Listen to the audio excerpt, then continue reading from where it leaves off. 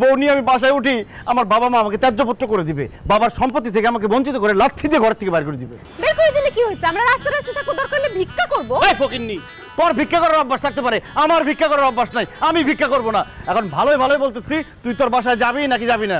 আমিও ভালোই ভালোই বলতেছি, বউয়ের মনে কষ্ট দিবা না, এখন আমাকে তোমাদের বাসায় নিয়ে যাও। কেন তুমি আজকে আমাদের বাসর হবে? আরে বাসর হবে না, দাফন হবে।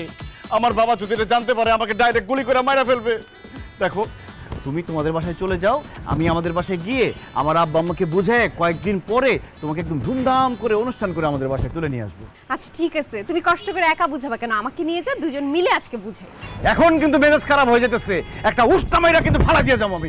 আরে তুমি উষ্টা কেন? লাথি মারলেও আমার কোনো সমস্যা নাই। তুমি আমার স্বামী, তুমি আমাকে উষ্টা কেন? লাথি পর্যন্ত চাইলে মারতে পারো, কিন্তু আমি তোমাকে ছাড়া কোথাও যাইতে পারবো না। তুমি যেখানে আমি সেখানে।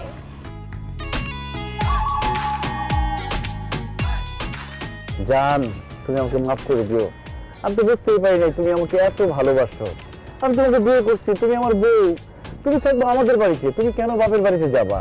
তুমি যে শ্বশুর বাড়িতে থাকবা। আচ্ছা, তোমার পিছনে এই বেটা কে এমনি তাকায় আছে?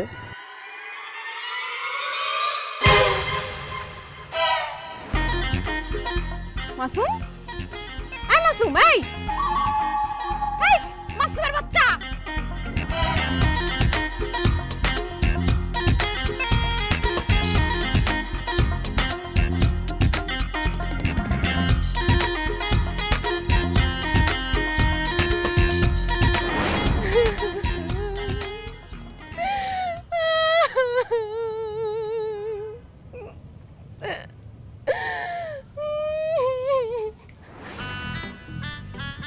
কি ব্যাপার মামুনি, তুমি এখানে বসে কাঁদছো কেন? আঙ্কেল, আমার সর্বনাশ হয়ে গেছে। এক অসভ্য আমার জীবনটা নষ্ট করে আমাকে রেখে পালিয়ে গেছে। আঙ্কেল, কি হয়েছে তুমি খুলে বলো তো আমাকে। আমি একটা ছেলেকে ভালোবাসি, আমার বাসায় বিয়ের কথাবার্তা চলছিল, তাই তার কাছে আমি পালিয়েও চলে এসেছি। আমাদের বিয়েও হয়েছিল, কিন্তু বিয়ের পরপরই সে আমাকে তার বাসায় না তুলে ধাক্কা মেরে রাস্তায় ফেলে পালিয়ে গেছে। কত বড় অসভ্যের বাচ্চা, শয়তানের বাচ্চা না হলে এই কাজ করতে পারে?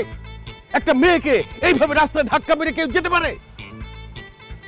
এদের বাপ মা কোনোদিন কিছু ভালো কিছু শিখায় নাই, এদেরকে জাস্ট গুলি করে মারা উচিত। আপনি একদম ঠিক কথা বলছেন আঙ্কেল, ওরে যদি আমি সামনে পাই একদম গুলি করে মারবো। আঙ্কেল, আপনাকে দেখে মনে হচ্ছে আপনি অনেক দয়ালু।